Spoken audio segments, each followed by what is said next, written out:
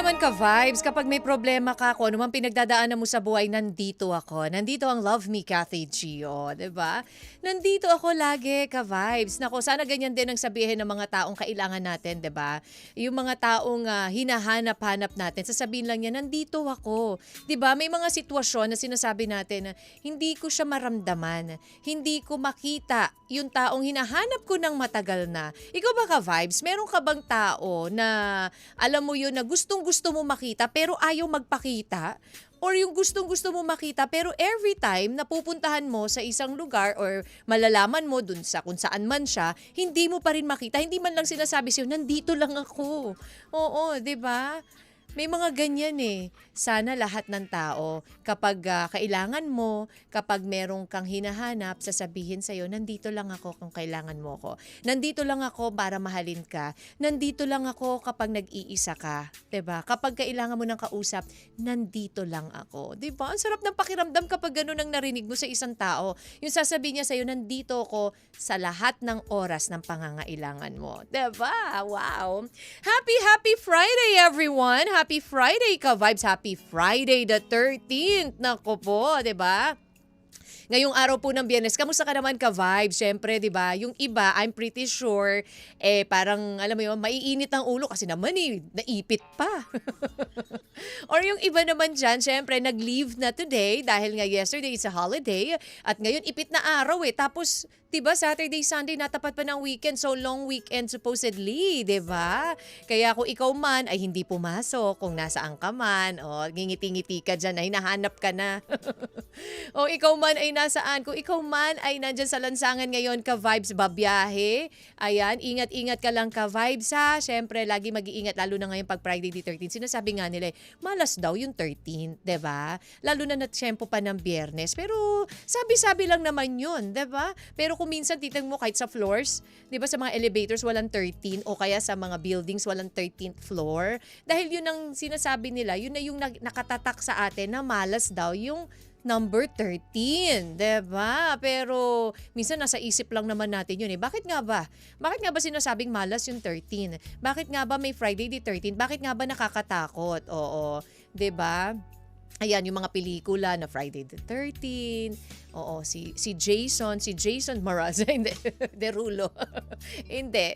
Oo, si Jason Goes to Hell. Diba? Yung mga movies na gano'n. And speaking of Jason, uy, happy birthday to you, my dear Jay. Ayan.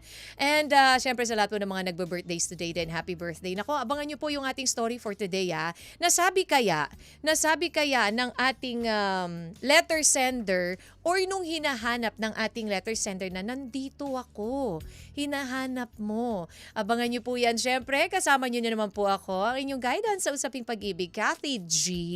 Ayan, hanggang alas 3 po tayo, ka-vibes. Magkakasama-sama, kaya samahan mo ako. Problemahin ang problema ng may problema. Dito lang sa Love Me, Kathy G. Ayan, and bisitahin niyo po ang aming FB page, YouTube, IG, and TikTok, 92.3 FM Radio Manila, ka-vibes. At tayo rin po ay napapakinggan sa 102.3 Baguio and 97.5 Jensan. Huwag kang bibitiw, ka-vibes. Abangan nyo po ang ating story for today dito lang sa 92.3 FM Radio Manila, your favorite music radio. Ka-vibes. Love Me. 92.3 FM Radio Manila, your favorite music radio, ka-vibes. And you're still listening to Love Me. Kathy G, kamusta naman ang Biyernes mo, ka-vibes? Oo. Yung iba naiimbier na nasa traffic, oo, 'di ba? Kasi 'di ba, ito talaga kapag Biyernes, nako expect na po natin ang heavy traffic sa mga lugar, lalo na po ngayon na yung iba nga katulad ng sabi ko kanina, nag-long weekend na. Ayan, yung mga aalis pa lang ngayon at sinamantala na dahil sa Lunes, balik eskwela na ang lahat na mga chikiting patrol. Kaya naman ako, eto na taking advantage na dun sa mga natitira pang araw, 'di ba? Na mag-spend quality time with loved ones, lalo na at Father's Day pa on Sunday. Kaya naman ako, asahan po natin na matinding traffic. Ka-vibes, oo, sa mga natatraffic po ngayon dyan. Hingang malalim, ayan, smile ka na lang, wala ka namang magagawa. Talagang given na yan di ba? Yung traffic, oo, kaya pasensya, yun ang dapat nating binabaon every day. Oo, pasensya at haba ng alam mo 'to, buntong hininga, ayan. Or magbaon ka na rin ng pagkain, ng tubig, yung water, or anything that you can eat kapag ikaw ay naabutan po. Lalo na ngayon, lunchtime ha. Kamusta po ngayon sa mga nanananghalian dyan or kakatapos naman ng halian, ng mga nag-working lunch? At syempre, dun din sa mga nagdi-dessert naman dyan. O, 'di ba? Ka-vibes, wala po tayong magagawa eh. Pero wag nyo nang masyadong isipin yung traffic ang importante makakarating ka rin or makakauwi ka rin, 'di ba? Kung saan ka man pupunta ngayon. Isipin mo ngayon, Friday the 13th, wag mo nang sabayan ng init ng ulo yung Friday the 13th dahil nga sinasabi, 'di ba?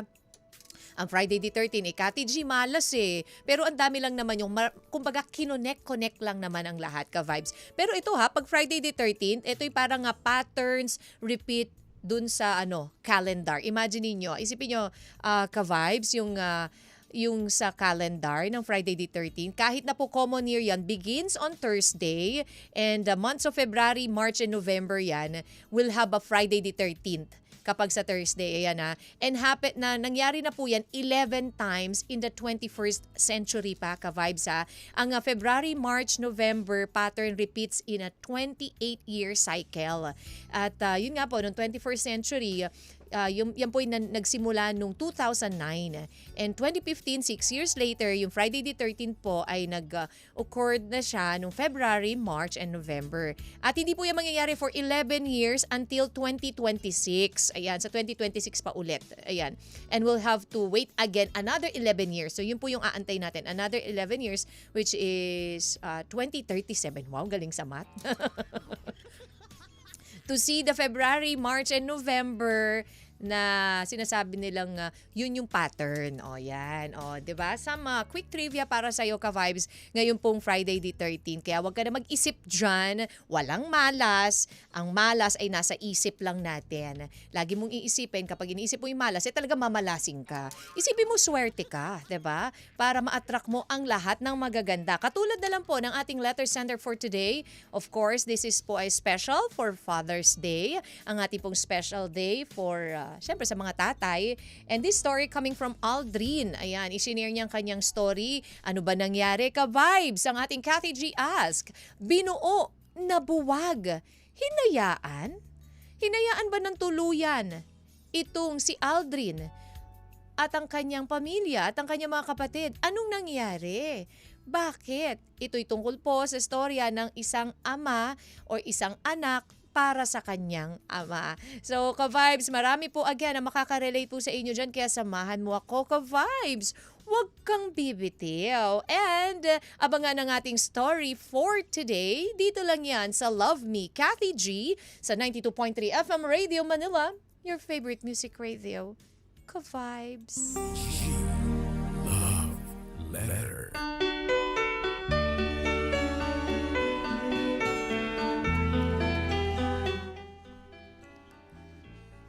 This love letter is from Aldrin. Dear Kathy G, una sa lahat gusto ko po munang batiin ng advance Happy Father's Day ang lahat ng mga ama, tatay, daddy, papa na nakikinig sa programang Love Me, Kathy G. Dahil malapit na ang araw ng mga tatay, ang kwento na ibabahagi ko sa inyo, Kathy, ay tungkol sa aking ama na matagal ko nang hinanap. Ako po si Aldrin mula sa probinsya ng Bulacan. Sadyang napakasayang tignan kapag ang pamilya ay buo. Sabay-sabay bumubuo ng mga pangarap ng pamilya. Pero malayo ang imaheng yan sa aking pamilya, Kathy. Nagkakilala si tatay at nanay sa trabaho.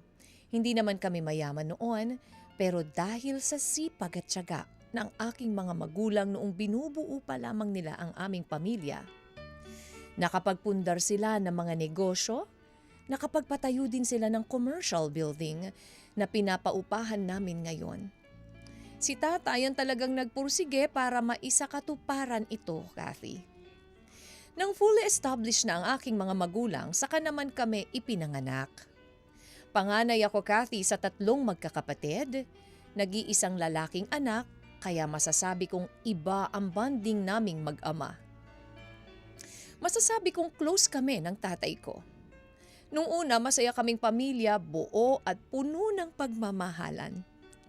10 taon ako noon, Kathy, naaalala ko pa ang lahat dahil nangyari ito noong Father's Day mismo. Napuna namin na parang unti-unting nananamlay ang pagmamahal at atensyon sa amin ni tatay. Dati kasi kahit mga simpleng okasyon lang ay nagsiselebrate kami. Ultimo award na nakuha ko sa paglalaro ng basketball ay sineselebrate namin. Pero Kathy, noong nawawalan na ng oras, atensyon at amor sa amin si tatay, kahit na birthday naming magkakapatid ay wala ng celebration.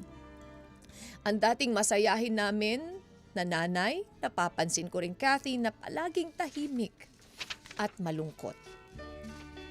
Dahil bata pa ako nun Kathy, hindi ko na lang pinansin. Iniisip ko baka pagod lang na pag-aasikaso ng mga negosyo namin si nanay. Samantalang si tatay naman busy rin sa kanyang trabaho. May iba pa kasing work si tatay bukod sa family business namin. Kaya naman Kathy, madalas ay wala siya. Kung saan-saan kasi siya na-assign dito sa Pilipinas at abroad. Hanggang sa dumating ang araw na kinatatakutan ko, Kathy. Bigla na lamang hindi umuwi at nagparamdam sa amin ang tatay ko. Wala akong kaalam-alam kung saan siya o kung nasaan siya. Palagi kong tinatanong ang nanay ko pero madalas niyang sagot, hindi rin niya alam. Miss na naming magkakapatid si tatay. Lalo na ako, hinahanap ko siya lagi, nangungulila sa bonding moments namin. May pagkakataon pa nga Kathy na may school event. Ako lang mag-isa ang hindi kumpleto ang magulang kaya inggit na inggit ako sa mga kaklase ko. Lumipas ang panahon Kathy, high school na kami pero hindi pa rin bumabalik si tatay. Madalas na rin akong mangulit at magtanong sa mga tita ko, kapatid ng tatay ko. Lagi lang nilang sagot, busy daw sa trabaho ang aking ama. May pagkakataon pa ngang sinasabi nila na out of the country daw. Kaya napapatanong ako sa sarili ko na busy pero ilang taon nang hindi umuuwi. Pwede ba yun? Hanggang isang araw, Kathy, nakatanggap ako ng balita mula sa tita ko. Nasa Makati daw si tatay. Mula Bulacan, dali-dali akong pumunta ng Makati kahit mag-isa. Pagdating ko sa lugar na sinasabi sa akin ng tita ko ni anino ng tatay ko, Kathy, hindi ko nakita. Yes, Kathy. Hindi ko siya inabutan, tapos na ang event nang dumating ako. Makalipas ang ilang linggo, nasa school ako noong tumawag ulit ang tita ko dahil nasa Laguna daw ang tatay ko. Kaya kahit pagod ako galing school, pumunta ako ng Laguna para lang makita ang tatay ko. Pero sa kasamaang palad, Kathy, hindi na naman kami nagpang-abot. Halos maiyak ako noong mga panahon na yon, Kathy. Kasi pakiramdam ko, tinataguan ako ng tatay ko. Pero sabi ko sa sarili ko, hindi ako susuko. Magkikita kami ng tatay. Kaya nagpatuloy lang ako sa paghahanap at pagsunod sa kanya kahit ilang beses ko na siyang pilit pinupuntahan ay hindi rin kami nagkikita. Hindi ako sumuko. Malaki ang pasasalamat ko, Kathy, dahil napaka-supportive sa akin ng mga tita ko. Ganon din ang nanay ko at mga kapatid. Gusto rin kasi nila na masagot ang mga katanungan sa puso ko kung bakit ano ba talagang nangyari kay tatay. Bakit siya umalis at bakit niya kami iniwan? Lumaki na kami, Kathy, nakatapos na rin ang pag-aaral. Ngayon ay isa na akong namamahala ng mga negosyo namin. Father's Day na makatanggap ako ng balita na nasa Davao daw si tatay. Nung araw ding yon, nag-book ako ng flight bound to Davao para puntahan ulit ang tatay namin. Noong bata ako, Kathy, miss na miss ko si tatay at gustong gusto ko siyang makita at mayakap. Ngayon, Kathy, ay nabubuo ng galit sa puso ko at gusto kong malaman kung bakit niya kami inabandona. Abang nasa eroplano ko, Kathy, kinakabahan ako. Paano kung hindi kami magkita? Paano kung hindi ko na naman siya maabutan? Kaya habang nasa biyahe ako, Kathy, nagdasal ako, ipinangako ko din sa sarili ko na kapag hindi ko inabutan si tatay, ay ito na ang huling beses na hahanapin ko siya. Pagdating ko sa Davao, Kathy, dininig ang aking dasal. Naabutan ko si tatay at nagkaharap kami. Nagkatitigan, Kathy, pero sa halip na yakapin ko si tatay at kausapin siya ay bakit para akong naging tuod. Wala akong ibang ginawa kung hindi manahimik. nakikiramdam, hinihintay ang sunod na mangyayari. Ano ang magiging reaksyon ng tatay namin sa pagkikita namin ulit makalipas ang mahabang panahon? Pero Kathy, kitang-kita ko sa mga mata ni tatay ang pagkagulat, pagtataka at pagkabahala. Ang ipinagtataka ko ay bakit wala siyang ginawa. Nakita niya ako pero hindi niya ako pinansin. Masakit sa akin ang napangyayaring yun, Kathy, kaya umalis ako, naglakad ako palayo. Habang naglalakad ako palayo ay may narinig akong batang tumawag sa tatay ko ng daddy. Paglingon ko, nakita ko ang tatay ko na masayang sinalubong ng isang bata at isang babae. Oo, Kathy, kaya pala kami iniwan ni tatay ay may iba na pala siyang pamilya. Habang nasa eroplano ako pabalik ng Manila, tumutulo ang luha ko. Mas dumami ang tanong ko, nainis din ako sa sarili ko dahil napanghinaan ako ng loob na kausapin ng tatay ko at tanungin siya kung bakit niya kami iniwan. Ay nangibabaw ang galit sa puso ko. Nangihinayang rin ako dahil sa tagal ko siyang hinanap nung may pagkakataon na sinayang ko pa ang chance. Makalipas ang ilang buwan, Kathy, biglang may pumaradang sasakyan sa harap ng bahay namin. Nagtataka ako dahil wala naman kaming inaasahang bisita. Kaya nung tinanong ko ang nanay ko at mga kapatid, may bisita daw silang inaantay. Wala rin naman daw. Kaya naging palaisipan sa amin kung kaninong sasakyan ang pumarada. Parang nakita ko na ito pero hindi ko matandaan kung saan ko nakita, Kathy. Sumunod namang bumaba ang driver ng kotse at laking gulat namin, Kathy, ang tatay ko ang bumaba. Kumurap pa ako para siguraduhin hindi ako na malikmata. Pero totoo pala ito. Ang tatay nga namin ito kasama rin ang babaeng nakita ko sa airport sa Davao. Kathy, kinausap kaming magkakapatid ni tatay. Ipinaliwanag niya sa amin ang buong nangyari. Sinabi niya na hindi na sila okay ng nanay ko noon at lagi na lang nagtatalo at nag-aaway. Ayaw naman niyang ipilit pa yung pagsasama nila kung hindi naman sila masaya. Kaya kahit na masakit, ay iniwan niya kami. Ayaw niya makita pa kaming magkakapatid na nagtatalo o nag-aaway sila ng nanay. Pinoteksyonan lang daw niya kaming magkakapatid. Pero hindi niya kami pinabayaan dahil lagi siyang nagpapadala ng sustento para sa aming pangangailangan. Pagkatapos niya magpaliwanag, Kathy, doon ko lang naintindihan ang lahat. Lumuwag ang aming mga puso na parang nawala ang bigat sa aming dibdib. Nagkapatawaran kaming lahat, Kathy, at tinanggap namin na magkakapatid ang bago naming kapatid at ang kanyang asawa. Sa ngayon, Kathy, maayos na ang aming pamilya at madalas ay dumadalaw na rin ang aking ama sa amin. Hanggang dito na lamang, Kathy, at pasensya sa mahabang sulat.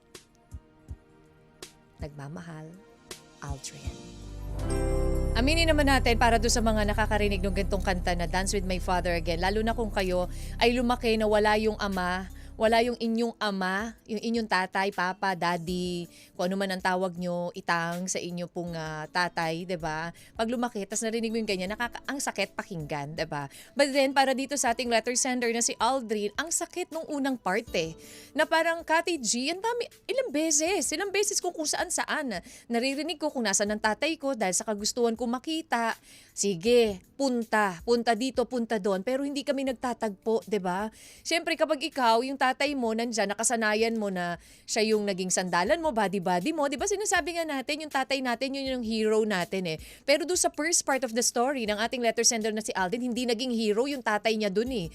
Dahil iniwan sila nang wala siyang kaalam-alam, na wala silang kamalay-malay. Ano ba nangyayari kay tatay? Bakit hindi nagpaparamdam? Ano ba nangyari dito sa... Nung una medyo na-imbier na ako dito sa story nitong si Aldrin eh, dahil 'di ba? Parang ano ba naman? Ito yung, well, this is not normal anymore, 'di ba? Typical ng mga ganitong nangyayari na, alam mo yon, longing for your father, longing for your mother, 'di ba? Na bigla na lang tayong iniiwan, bigla na lang silang nawawala, hindi na nagpaparamdam. But then, happy to hear dahil ito na nangyari dito sa naging okay din naman in the end na yun pala naman, may rason naman pala. Yung mga napakaraming tanong nitong si Aldrin nasagot. So many questions, Kathy G, nasagot huli na. Ang dami ko pinuntahan na, sa totoo lang. Kung kailan ako lumaki na, tumanda na, nung nagkita kami, di ba? Nabuo na yung galit dun sa puso ni Aldrin Pero good thing na lang, kahit papano, medyo may reach out factor dun sa ending, di ba? Na ating letter sender. Well, di ba sabi nga nila, ang buhay, or kapag ganyan may mga tao na nakagawa sa atin ng hindi maganda, eventually, alam mo yun, at humingi ng tawad, mapaalala mo na lang yung mga hindi magandang nangyari, pero nandun na yung kapatawaran. The beauty and madness, naghahalo kung minsan. Payuhan po natin si Aldrin Ka-Vibes. Dito lamang po yan sa your favorite music radio, 92.3 Ka-Vibes. If the feeling is gone, ganyan ang nangyari dito sa tatay at nanay nitong si Aldrin. Nawala na yung pagmamahal sa isa't isa, kaya minabuti na lang ng tatay ni Aldrin na hindi na magparamdam, pero may mali dun Hindi na magparamdam totally. So itong mga bata, nag-expect, naghanap, 'di ba? Nasaan na ba yung tatay namin? Hindi na namin makita. 'Di ba? Ano nangyari? Then every time they will try na sundan kung saan man yung mababalitaan nila nandun yung tatay nila, hindi nagtatagpo. Hindi natatagpuan ni Aldrin. Binuo na buwag, hinayaan. Hinayaan na lang, basta-basta na lang na gano'n ang mangyari. Ang ating pong letter sender na si Aldrin, isinare ang kanyang story sa kanyang ama na kung paano nila ito hinanap dahil naging close siya doon sa tatay niya Ito yung naging hero niya di ba? Yung kanyang ama bilang nag-iisang anak na lalaki. Kabanding niya sa lahat, sinusuportan siya sa lahat, nagsiselebrate every time meron silang even the small achievements nila. Sinicelebrate, then bigla na lang mawawala na parang bula na hindi na lang nila alam ano nangyari. So many questions at eto nga ang naging sagot, nagkaroon pala ng pamilya. Itong tatay ni Aldrin at the same time, lumayo ito dahil nga nag-aaway or hindi na maganda ang nangyayari sa kanila ng kanyang ina. So might as well umalis na lang kaysa makita pa sila na nag-aaway na hindi naman gusto ng tatay ni Aldrin. Alam nyo ba, Ka-Vibes, ayan, syempre ito po ay ating for our Father's Day. Alam nyo ba na ang Father's Day ay nag-originate sa United States, Ka-Vibes, at ang credit ng pagsisimula ng holiday na ito ay binigay kay Sonora Smart Dodd. Ang tatay ni Sonora ay isang Civil War veteran na pinalaki siya at ang kanyang 5 kapatid na mag-isa matapos mamatay yung kanyang nanay dahil sa childbirth. And ang unang Father's Day ay isinagawa noong June 1910, buwan ng birthday ng tatay ni Sonora at ito ay naging US national holiday noong 1972 kung saan itinalaga ni President Richard Nixon ang 3rd Sunday of June bilang Father's Day. So yung pala yung pinaka-reason kung bakit meron tayong sineselebrate ngayon na Father's Day. Ayan, it started in America. O, ayan, Ka-Vibe. Sabi nila, hindi, Kati G, nagsimula sa mga restaurants para maging magenta. Marketing strategy, ayan. But anyways, Ka-Vibes, ito po ang mga payo para sa ating letter sender na si Aldrin. Sabi, from text line, sabi ni Farges Real, swerte maituturing ang isang pamilyang buo, lalo na't may amang napaka-responsable. Gandang tanghali po sa inyong lahat. Ayan, Aldrin. A, anumang katanungan na bumabagabag sa iyo ay may kasagutan na. L, lamang man ang pagkauhaw ng isang buong pamilya ang mahalaga, may panahon pa. D, dama ko ang pagkasabik mo sa iyong ama. Mas swerte ka nga dahil muling nakapiling. Hindi tulad ko, 24 ako noon nawala ang tatay ko due to illness. Respeto dapat palagi namumutawi sa puso natin at ay, iniiwasan ka man yun ay pansamantala lamang. And ngayon naabot mo ng hiwaga ng saya dulot ng inyong muling pagkikita. Ang buhay kung hindi ka marunong tumanggap at yumakap sa realidad o maging bulag-bulagan at magpapaanod ng puot. Ayan. Tiyak mabubuhay or mamumuhay kang tila ba nakarehas ang iyong patutunguhan at bumabagal ang usad patungo sa tunay at wagas na kaligayahan at maliwanagan ng isipan. Napakalalim naman ito, Fire Just Real. But very well said, ha? Shout out JC Graphic Sublimation, Ate Jelly Clarissa Merly, and to my loves, Jemar. Thank you, Fire. Sabi ni Erwin, binuo ang pagmamahala ng 2 tao na langit at lupa ang pagitan. Nabuwag dahil ayaw na magulang dahil siya'y mahirap lamang. To answer the question, ang ating Kathy G. as ipo ito ha. Binuo, nabuwag, hinayaan. Yun yung nagisagot nitong si Erwin Hinayaan na lang dahil may malaking perang kapalit ang paglayo. Ay talaga ba? Very teleserye ito ha. Erwin Ay, kamusta naman po ang Solid Cathmac Official Group? Ayan kamusta na ang Maynila? Mahal kong Maynila. Oy, speaking of that, malapit na rin po ang Manila Day. Ayan, Miss Altesa Sino Cruz, hello to you. John Vincent Sagrado, nabuwag kasi may kasalanan si tatay. Ang choice ko, hayaan na lang kay tatay Aldrin. Kasi kawawa naman, hindi na mabuong pamilya kahit palapit na ang araw ng mga ama or Father's Day. Ayan, salamat John. Binuo ng dalawang nagmamahalan na buwag sa mali at matuksong pag-ibig. Hinayaan ng mga walang kwentang tao. Oo. May galit si Yonson Jesman. Ayan, Melchor, thank you to you. Mary Dulay, hello. Gloria Michano, William Mortel, and Hans Manrique Ka-Vibes. Thank you so much sa inyo pong pakikinig. At syempre, pwede pa kayo magbigay po ng kanyong reaksyon at payo. 0916-563-1777. At syempre, pwede na rin po kayong humula. Alam niyo na po ba ang ating title for today? Naku, napakadali lang ka-vibes Simple lang po ang ating title for today. Mag-react ka lang at the same time, bigay mo ang iyong answer at mananalo ka na kapag ikaw ang nakakuha ng tamang sagot. Mananalo ka ng 500 pesos ka-vibes. Kaya naman ako, text na po. And tuloy-tuloy po syempre ang pagbibigay namin ng kasiyahan sa inyo ka-vibes dahil mamaya na po ang block screening ng Only We Know. Of course, starring Miss Charo Santos Concha and Ding Dong Dantes. Siyempre, hatid po sa inyo yan ang aming station. Pumunta po kayo na maaga para po doon sa magkiklaim po ng tickets para ma-meet nyo na rin si Miss Charo at Ding Dong. At bonus pa dyan ang inyong mga paboritong FM DJs. Kaya see you ka-vibes! Mamaya po yan sa SM North EDSA. Ayan, Cinema 5. Kita-kits! At syempre, tuloy pa rin po ang ating tugtugan. Tugtugan dito lang sa 92.3 FM Radio Manila, your favorite music radio, Ka-Vibes. Love me, Kathy G. Bakit nga ba kung sino pa yung marunong magmahal? Bakit nga ba kung sino pa yung totoong nagmamahal, siya pa yung naiiwan, 'di ba? Yun din ang tanong ni Lloyd Umali. 'Di ba? Bakit nga ba kung sino pa yung humahangad na magkaroon ng buong pamilya, siya pa yung nawawala, nasisira, 'di ba? Nako, ang ating pong letter sender na si Adrian, ang kanyang story sa buhay, sa kanyang ama. Nung una, nasaktan siya, binuo ng kanyang ama, ng kanyang mga magulang, ang kanilang pamilya, nabuwag ito dahil sa maraming katanungan, 'di ba? Nabuwag ito dahil hindi nagkasundo, ayaw makita ng tatay ni Adrian, ayaw makita or ayaw ng tatay ni Adrian na makita ng kanyang mga anak na hindi na maganda ang pagsasama nilang mag-ina or mag-asawa. Hinayaan na lang basta umalis itong tatay ni Adrian na wala man lang pasabi ano na nangyari, hinayaan na lang na mabuo yung galit sa puso nito ng kanyang mga anak. But then, an ending, okay rin naman dahil naghingi ng kapatawaran ang kanyang ama at ngayon ay naipaliwanag na ang lahat ng mga katanungan. Alam niyo po ba, ayon sa pag-aaral, may iba't ibang epekto kapag wala ang padre de pamilya. Pag lumaki ang mga bata na wala ang kanilang ama, kung ipinagbubuntis pa lang ang bata, maari itong ipanganak ng preterm o mababa ang timbang. Siyempre, yung nanay stress 'Di ba? Lumalaki yung tiyan habang nagbubuntis, wala yung ama. So, yun yung reason or yung cause.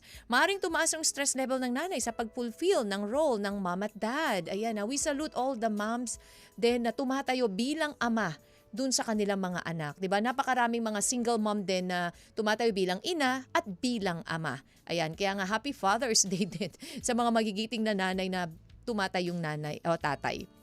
Maaring maging low income ang household. Maaring mahirapan ng mga bata na mag-regulate ng emotion at maging aggressive ang behavior o mahirapan makipag-socialize. Kasi alam mo yun, hindi kumpleto 'Diba? Walang masyadong guidance from the father. Kaya ganon. Maaring maaga makipag-engage sa sexual activity ang mga babaeng anak kasi walang father figure.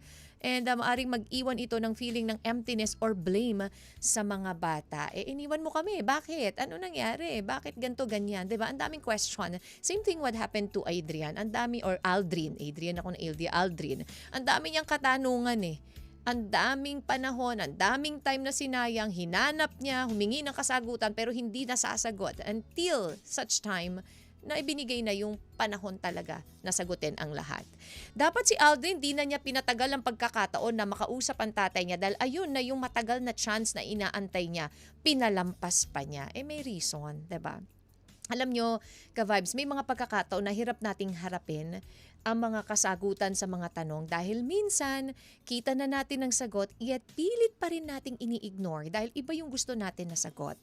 And for you, Adrian, yun na nga, answered prayer, nasagot na yung mga katanungan mo, mas tingin ko mas magandang panaigin mo ngayon ay kung papaano mo spend yung time yung magkakapatid sa inyong ama now na okay na kayong lahat, 'di ba? Yun yung maganda doon, at least narinig nyo na yung explanation ng inyong ama at kung 100% at wala nang galit, tanggalin nyo na yung galit sa puso nyo. Although hindi naman agad-agad yan, but then, 'di ba? At least alam nyo na yung totoong reason. Maikli lang ang buhay kung sasayangin or ilalaan pa natin sa galit.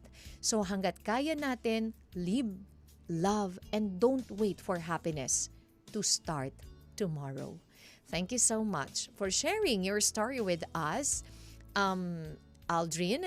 At sa mga gusto po mag-share ng kanila pong story, mag-email lang po kayo sa lmtkathyg@gmail.com or mag-PM po sa 92.3 FM Radio Manila. Yan po ang aming FB page or my FB page, DJ Kathy G. And of course, meron tayong winner for today. Kasi naman napakadali lang ng tanong, 'di ba? At syempre, special nga ang araw na ito dahil on Sunday, Father's Day. Congratulations! Ang tamang sagot po ay Father's Day, ang ating title for today, to Clark Bautista ng Makati. Congratulations to you! Ikaw ay nanalo ng 500 pesos. Abangan mo na lang na ipapadala yan sa iyong GCash. Ayan. Again, congratulations Clark Bautista ng Makati. Ayan, ka-vibes, maraming salamat po sa inyong pagsama sa akin for the past 3 hours. At syempre, magkarinigan po tayo sa Lunes. Again, Love Me, Kathy G. Pero bukas, ka-vibes, magkakasama-sama tayo. OPM Hitback. Kasama niyo po ako alas 10 ng umaga hanggang 1:00 ng hapon. And ka-vibes, mamaya na rin po kita-kits ha. Diyan po sa SM North EDSA Cinema 5. Ayan, syempre 7 po ng 7:30 ng gabi, ka-vibes ha. Magsisimula po ang pelikula. Ayan ang ating block screening ng Only We Know. Starring Miss Charo Santos Concho and Ding Dong Dantes, ka-vibes. At dun sa mga nanalo po, pumunta lang po kayo ng maaga to claim your tickets at para ma-meet nyo na rin po si Miss Charo, o 'di ba? At Ding Dong. Bonus pa dyan, syempre, ang mga paborito nyong FMR DJs. Kaya naman ka-vibes, kita-kits po tayo mamaya dyan sa SM North EDSA. At walang bibitiw, tuloy pa rin po ang kasiyahan at tugtugan hatid po sa inyo ng FM Radio. Siyempre, susunod na po, Banana Crew. Dito lang yan sa 92.3 FM Radio Manila, your favorite music radio. Good vibes. Love me.